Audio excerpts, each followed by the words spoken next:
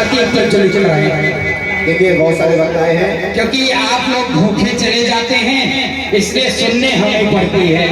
तो इसलिए अब कल लास्ट दिन है, क्योंकि अब बड़े भाव से टाइम तो देखो लगता ही है भाई, और 7 बज रहे हैं, आप लोग भूखे चले जाएंगे, हमको सुनना पड़ेगा।